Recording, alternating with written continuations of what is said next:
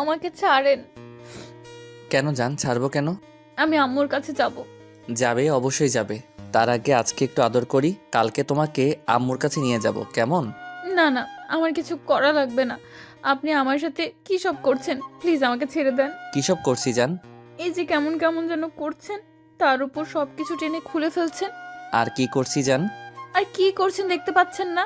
আমার সব জায়গায় মুখ লাগিয়ে কামড় দিচ্ছেন।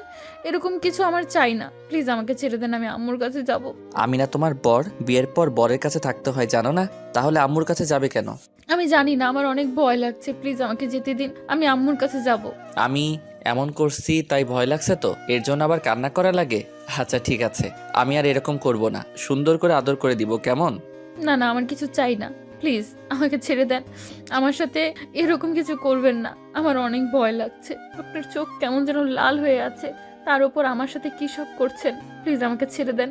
আরে তুমি এরকম ভাবে বলছো কেন? তুমি জানো না আজকে আমাদের কি? না না, আমি কিচ্ছু জানি না, আর জানতেও চাই না। আরে বাবা, তুমি এত ভয় পাচ্ছ কেন? আমি বাঘ নাকি ভাল্লুক যে তোমাকে খেয়ে ফেলবো? এরকম করতে নেই বরের সাথে। আমার কথা শোনো জান। আপনার কথা শুনলে আমাকে ছেড়ে দেবেন তো? তাহলে শুনবো, না হলে আমাকে এক্ষুনি ছেড়ে দিন, আমি আম্মুর কাছে যাব।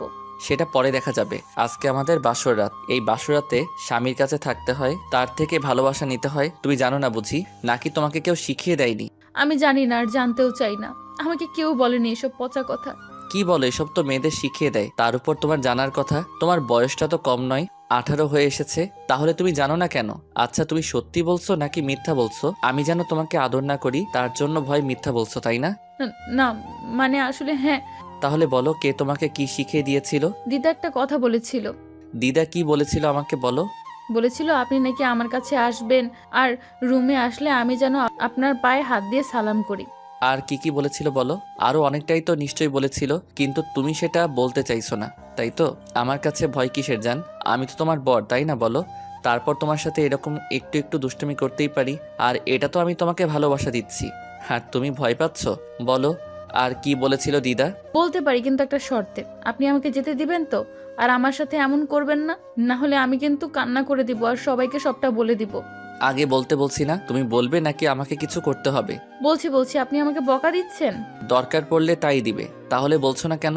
দিদা বলেছিল আপনি রুমে আসলে আমি যখন সালাম করতে যাব তখন আপনি আমাকে জড়িয়ে ধরবেন, তারপর আমাকে কোলে করে বিছানায় নিয়ে যাবেন, তারপর আমাকে অনেকক্ষণ ধরে দেখবেন আর কি সব করে নাকি আদর করবেন। তাই তো করছি। আমি তো তোমাকে আদর করে দিচ্ছি, তুমি বুঝতে পারছো না জান?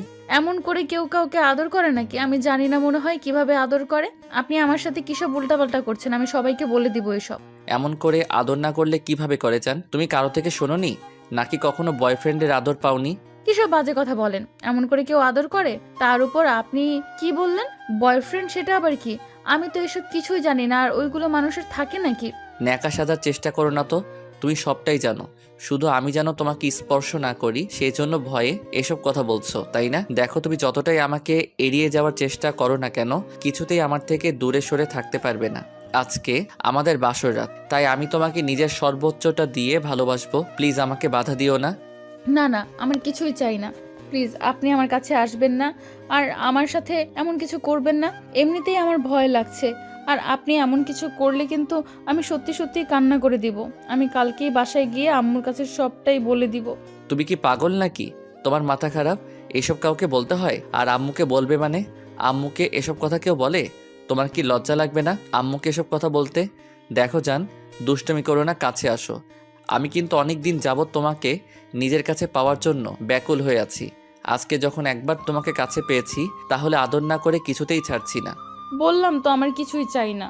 আপনি প্লিজ আমার সাথে এমনটা করবেন না, তাহলে কিন্তু আমি সত্যি সত্যি ভয়ে মরে যাব। প্লিজ আমাকে এইভাবে ব্যথা দিবেন না। আমি আবার তোমাকে ব্যথা দিলাম কখন? আর এমন করছি মানে? না না, এসব কোনো দিন আদর হতে পারে না। আদর কিভাবে করে আমি সেটা খুব ভালো করেই জানি। আচ্ছা ঠিক আছে, আমি জানি না, তাহলে তুমি বলে দাও।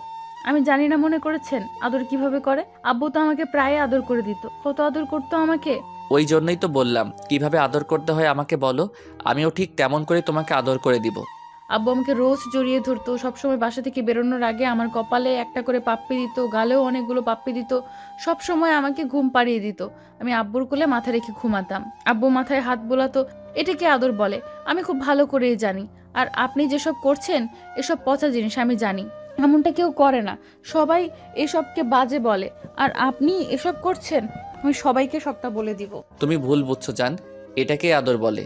তোমার আব্বু যে আদরটা করতো ওইটাকে স্নেহ ভালোবাসা বলে, আর আমি যেটা করছি সেটাকে স্বামীর ভালোবাসা বলে। আর স্বামীর ভালোবাসাটা কোনো মেয়ে না চাই, তাহলে তুমি আমার থেকে কেন চাইবে না বলো? না না, আমি এমন কিছু চাই না। আপনি আমার সাথে যেন কেমন কেমন করছেন, আমার এরকম কোনো আদর চাই না। প্লিজ আপনি আমাকে এখান থেকে যেতে দিন, আমি আম্মুর কাছে যাব। আপনাকে দেখেই আমার ভয় লাগছে। আপনি কেমন যেন রসগোল্লার মতো চোখ করে আমার দিকে তাকিয়ে আছেন, দেখেই মনে হচ্ছে আমাকে গিলে খেয়ে ফেলবেন। তারপর যদি এমন কিছু করেন, আমি তো ভয় মরে যাব। কিচ্ছু হবে না, দেখো তোমারও ভালো লাগবে। বললাম না আমার এমন কিছু চাই না। প্লিজ আপনি আমাকে ছেড়ে দেন। আপনি যদি আমার সাথে এমন করেন তাহলে কিন্তু আমি কান্না করে দিব, আর আম্মুকে সবটা বলে দিব। তখন আম্মু আপনাকে কত বকা দিবে দেখে নিয়েন। আপনি একটা পচা লোক, বাজে লোক। যদি আমার সাথে এমন করেন তাহলে আমি আপনার কাছে থাকবো না। পাগলামি করো না তো, আজকে আমাদের বাসর রাত। আর বাসর রাতে স্বামী তার স্ত্রীকে আদর করবে, এটাই স্বাভাবিক। তুমি জানো না কেন? তোমার না কতগুলো বান্ধবীর বিয়ে হয়েছে, তাহলে ওরা কি তোমাকে বলেনি? না না, আমি ওদের থেকে কিছু শুনিনি। এসব বাজে জিনিস শুনতে নেই। আমি সেটা খুব ভালো করে জানি, ওদের বর অনেক ভালো, কিন্তু আপনি খুব পচা। আপনি আমার সাথে কি সব করছেন? তুমি জানলে কি করে ওদের বর এরকম করে না? ওরা খুব ভালো, আর এরকম না করলে সে ভালো হয়, তাই না? আমি খুব ভালো করেই জানি ওরা এমনটা কখনোই করে না, কারণ আমার বান্ধবীরা বলে ওদের বর ওদের খুব ভালোবাসে। আপনার মতো বাজে লোক নাকি ওরা যে এরকম উল্টাপাল্টা কাজ করে? আপনি একটা পচা লোক, দুষ্টু লোক। ওই জন্যই তো আমি আপনাকে বিয়ে করতে চাইছিলাম না, কিন্তু আব্বু জোরপূর্বক আমাকে বিয়েটা দিয়েছে। তুমি তো এসব আগে বলনি। আমাকে বিয়ে করতে চাও না, তুমি বিয়েতে রাজি ছিলে না।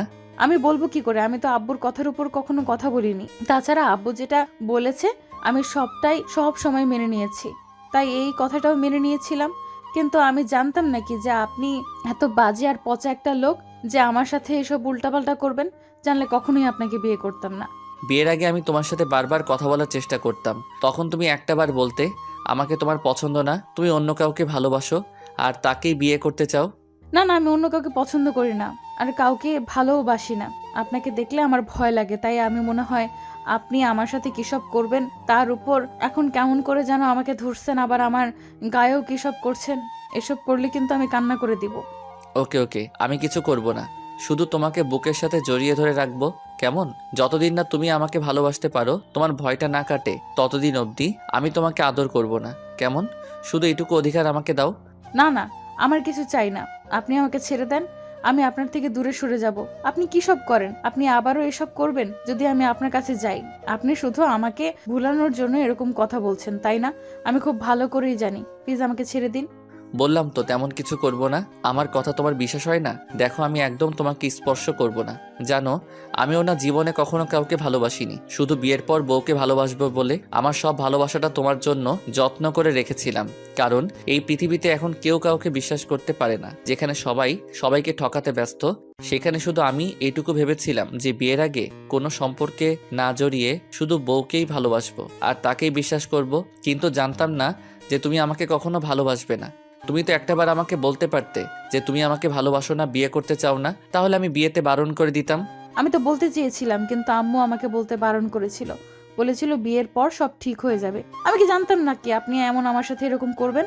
আমি খুব খারাপ, তাই না?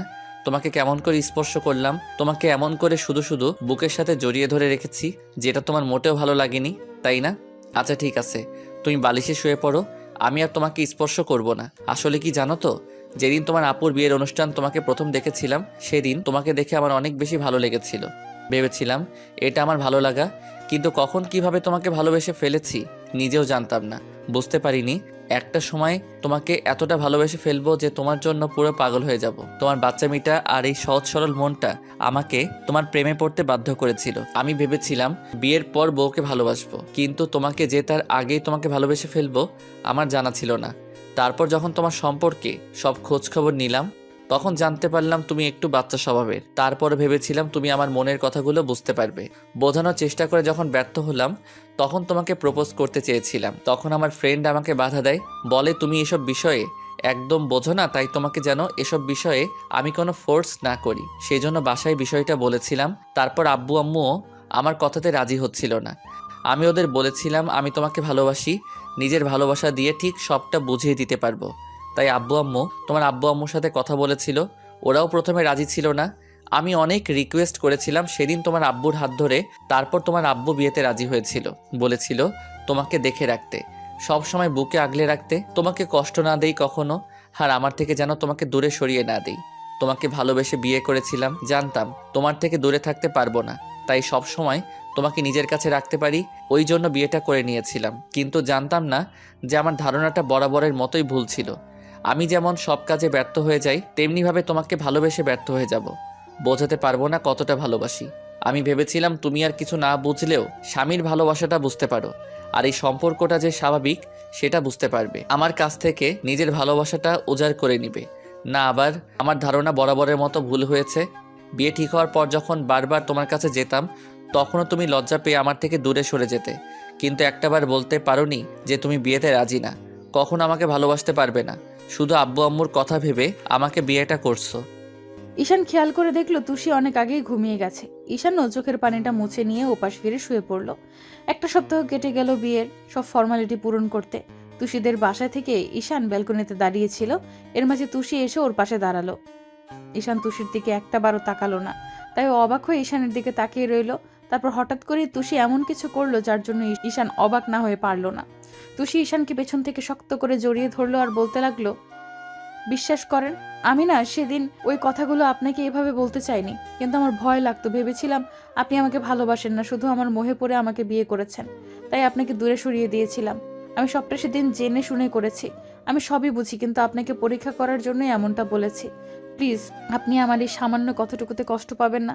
আমি মানছি আমি ভুল করেছি, তার জন্য আপনার কাছে মাফ চাইছি। আমি আজকে বুঝতে পারছি আপনি আমাকে কতটা ভালোবাসেন, যার জন্য এই কয়েকটা দিন আমার থেকে দূরে থাকতে পারছিলেন না। প্লিজ, আপনি আমাকে মাফ করে দেন। আমি আপনার ভালোবাসাটা চাই, আপনার থেকে স্ত্রীর অধিকার চাই। প্লিজ আমাকে সেটুকু দেন। কিন্তু তুমি তো বললাম না সবটা আপনাকে পরীক্ষা করার জন্য। আর একটাও কথা নয়, এখন আমাকে আদর করবেন, আমাকে সব সময় এভাবেই ভালোবাসবেন, তাহলে আমার আর কিছুই চাই না। আমি শুধু আপনার বুকে থাকতে চাই। রাখবেন তো? হ্যাঁ, রাখবো। নিজের সর্বোচ্চটা দিয়ে ভালোবাসবো, বুকে আগলে রাখবো। আমাদের দেয়া গল্পটি যদি আপনাদের ভালো লেগে থাকে তাহলে একটি লাইক করুন। আরও নতুন নতুন গল্প পেতে চ্যানেলটি সাবস্ক্রাইব করে বন্ধু হয়ে আমাদের পাশে থাকুন। ধন্যবাদ সবাইকে।